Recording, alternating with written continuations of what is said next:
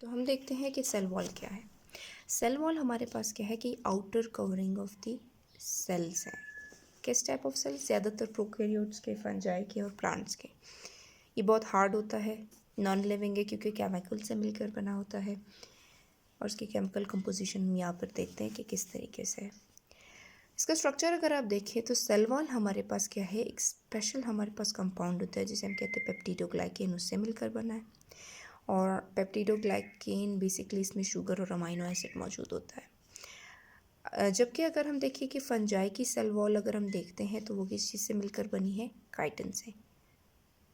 और प्लांट्स की अगर हम सेल वॉल देखें तो हमारे पास दो लेयर होते हैं। अगर यहाँ पर आप देखें, ये आउटर हमारे पास एक लेयर होती है जिसे हम कहते हैं आउटर लेयर होती है और एक अंदर होती है। एक को हम प्राइमरी कहते हैं, दूसरे को हम सेकेंडरी सेल वॉल कहते हैं। जो हमारे पास आउटर प्राइमरी और इनर सेकेंडरी सेल वॉल होती है वो थिक होती है प्राइमरी से, और प्राइमरी वॉल जो है वो सेलुलोज से मिलकर बनी है। सेकेंडरी हमारे पास लिग्निन से, और भी इसके साथ दूसरे कंपाउंड्स होते हैं। और छोटे छोटे पोर्स मौजूद होते हैं सेल वॉल के दरमियान, क्योंकि एक सेल दूसरे सेल के साथ जुड़ा होता है। जैसे इसके साथ हमारे पास एक दूसरा सेल मौजूद होगा, तो ये दोनों किस तरीके से कनेक्ट है और इनका काम क्या होता है? ये कनेक्ट होते हैं प्लाज्मोडेस्माटा से। प्लाज्मोडेस्माटा हमारे पास बेसिकली क्या है कि थ्रेड लाइक स्ट्रक्चर होता है कि एक सेल को दूसरे सेल के साथ कनेक्ट करके रखता है, और सेल टू सेल इंटरेक्शन भी इसी के ज़रिए होती है।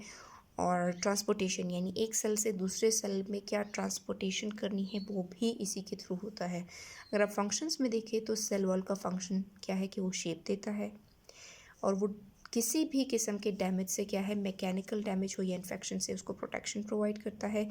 सेल टू सेल इंटरेक्शन होती है, किसी भी साइटोप्लाज्म की कनेक्शन अगर आप देखें किसी दूसरे सेल के साइटोप्लाज्म के साथ तो वो प्लाज्मोडेस्माटा के ज़रिए होती है, और कोई भी ट्रांसपोर्टेशन मटेरियल्स की भी हो तो वो भी इसी के ज़रिए होती है। नेक्स्ट हम देखते हैं हमारे पास है सेल मेम्ब्रेन। सेल मेम्ब्रेन हमारे पास, हम सेल मेम्ब्रेन को प्लाज्मा मेम्ब्रेन भी कहते हैं। ये इलास्टिक मेम्ब्रेन होता है और ये बिल्कुल साइटोप्लाज्म के बाद मौजूद होता है। जितने भी प्रोकैरियोट्स या यूकैरियोटिक ऑर्गेनिजम्स हैं उसमें भी मौजूद होता है। जबकि एनिमल सेल में अगर आप इसको देखो तो ये आउटर मोस्ट बाउंड्री होती है। प्रोकैरियोट में, फंजाई और प्लांट्स में ये जो है सेल वॉल के बाद आता है, सेकंड नंबर पे आता है। अगर आप देखें कि इसके अंदर स्ट्रक्चर क्या है, तीन बेसिक चीज़ों से, लिपिड, कार्बोहाइड्रेट, प्रोटीन से बना है। ये ऊपर वाली लाइन आप देखिए और ये नीचे वाली लाइन जो देखिए, ये दोनों लिपिड है। इसलिए हम ज़्यादातर इस सेल मेम्ब्रेन के स्ट्रक्चर को कहते हैं लिपिड बाइलेयर, यानी दो लेयर मौजूद है, लिपिड बाइलेयर मौजूद है। इसके अंदर हमारे पास प्रोटीन एम्बेडेड होते हैं, प्रोटीन के ऊपर हमारे पास होते हैं कार्बोहाइड्रेट। तकरीबन हमारे पास कंपोजिशन में अगर आप देखिए 60 to 80% हमारे पास ये प्रोटीन्स पाए जाते हैं, 20 to 40% प्रोटीन, और बिल्कुल कम अमाउंट में कार्बोहाइड्रेट। ये कार्बोहाइड्रेट का काम क्या होता है कि ये सेल टू सेल सिग्नलिंग करने, ट्रांसपोर्टेशन में काम आता है। और ये जो प्रोटीन चैनल्स होते हैं इसमें से क्या होता है कि क्योंकि ये सेमी परमिएबल मेम्ब्रेन है, ये हर चीज़ को अलाउ नहीं करता कि सेल इसमें से पास हो। अब इनसाइड ऑफ दिस साइटोप्लाज्म अगर किसी चीज़ को भी जाना होता है, ये प्रोटीन चैनल्स होते हैं, इस प्रोटीन चैनल्स के थ्रू इसको पास करके ही अंदर जाना होता है। अब सेल के अंदर कोई चीज़ क्यों जाती है? क्योंकि सेल के अंदर मुख्तलिफ फंक्शन परफॉर्म हो रहे हैं, तो उन फंक्शंस को कंप्लीट करने के लिए कोई ना कोई मटेरियल, कोई सॉल्ट मटेरियल जा सकता है, कोई और ऐसे मॉलिक्यूल्स जा सकते हैं जो सेल के लिए बेनिफिशियल हो। तो क्या है कि ये मेम्ब्रेन हर चीज़ को अंदर जाने नहीं देगी। कुछ ऐसी चीज़ें जो सेल के लिए बेनिफिशियल होती हैं ये डायरेक्टली इस प्रोटीन चैनल से ख़ुद को पास करके वो जा सकती है। क्यों? जब सेल टू सेल जो है केमिकल सिग्नलिंग जो है इसके थ्रू होता है, ये कार्बोहाइड्रेट के थ्रू। तो ये cell to cell chemical signalling होती है कि ये चीज़ सेल में ज़रूरत है, तो वो जब भी सेमी परमिएबल मेम्ब्रेन के पास आती है तो थ्रू प्रोटीन चैनल वो इजीली क्या कर सकती है, वो जा सकती है। ठीक है, यही इसका फंक्शन है। अगर आप देखें तो कुछ मॉलिक्यूल को पास करने देगा, कुछ मॉलिक्यूल को पास नहीं करेगा, चेक करके ही इसमें से मॉलिक्यूल्स की मूवमेंट होती है।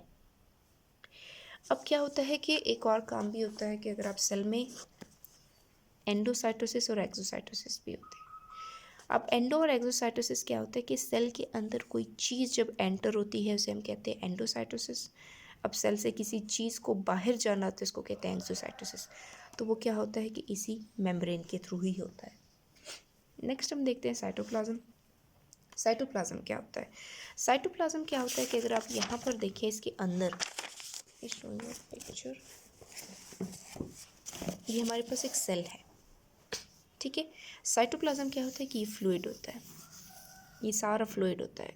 और साइटोप्लाज्म जो है हमारे पास जेली लाइक सब्सटेंस होता है, जेलेटिन आप कह सकते हो, जेलेटिन या सेमी ट्रांसपोर्ट वो होता है, ट्रांसपेरेंट फ्लूइड होता है।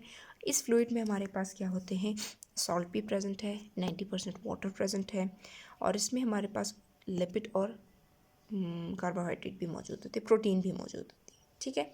तो ये जितने भी हमारे पास क्या है कि अगर आप कॉम्पोजिशन देख रहे हो या स्ट्रक्चर आप कहते हो, तो ये आपके पास साइटोप्लाज्म की कॉम्पोजिशन ये है। और इसका फंक्शन क्या होता है, सेल में बहुत से मेटाबॉलिक रिएक्शंस होते हैं, जैसे ग्लाइकोलाइसिस होता है, बहुत से ऐसे मेटाबॉलिक रिएक्शन जो होते हैं वो उन सारी चीज़ों को, जैसे एक्सोसाइटोसिस होता है, एंडोसाइटोसिस होती है, ये सारे फंक्शंस परफॉर्म होने होते हैं।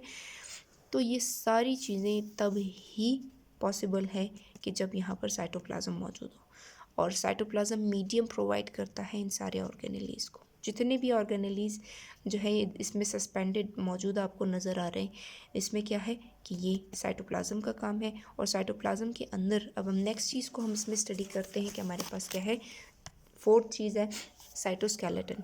अब साइटोस्केलेटन क्या है कि ये एक ऐसा नेटवर्क है जो कि फिलामेंट और ट्यूब्यूल के ज़रिए एक्सटेंडेड है। ये क्या होता है कि बिल्कुल इस प्लाज्मा मेम्ब्रेन से होते हुए ये न्यूक्लियस तक ही एक्सटेंडेड है। इनका काम क्या होता है हम एक एक करके हम देखेंगे, पर यहाँ पर आप देखें कि हमारे पास क्या है, माइक्रोफिलामेंट्स मौजूद हैं, माइक्रोट्यूब्यूल्स भी मौजूद हैं। ये सारा इनका फंक्शन क्या होता है हम यहाँ पर देखते हैं। माइक्रोट्यूब्यूल क्या होता है, मुख्तलिफ सेल डिवीज़न में काम देता है, और ये मेजर कंपोनेंट है सीलिया या फ्लैजिला का। सीलिया या फ्लैजिला को अगर आप देखें तो ये क्या है कि ये जो है मूवमेंट के लिए, बहुत से ऑर्गेनिज्म के लिए क्या है कि ये एक ऑर्गन होता है कि वो इसके थ्रू, सीलिया के थ्रू या फ्लैजिला के थ्रू मूव कर सकते हैं। नेक्स्ट हमारे पास है माइक्रोफिलामेंट या एक्टिन फिलामेंट। इसका काम क्या होता है कि किसी भी सेल को ये शेप और स्ट्रक्चर यही प्रोवाइड करता है। फिर आप देखते हो इंटरमीडिएट फिलामेंट क्या है, ये किसी भी उसको जो है साइटोस्केलेटन को क्या है, स्ट्रेंथ प्रोवाइड करता है। समटाइम्स कुछ ऐसे साइटोस्केलेटन होते हैं जो कि मूवमेंट में भी हेल्प करती है। क्या होता है, ये हमारे पास इंटरनल, अगर आप देखो ये सेल मेम्ब्रेन है, ये आपको जो नज़र आ रहे हैं डॉट्स के फॉर्म में, ये आपके पास जो है क्या है, ये हमारे पास साइटोप्लाज्म है। और इसी साइटोप्लाज्म के अंदर ही हमारे पास ये क्या है, साइटोस्केलेटन मौजूद होता है, ठीक। सेल टू सेल सिग्नलिंग में भी ये हेल्प करता है। तो हम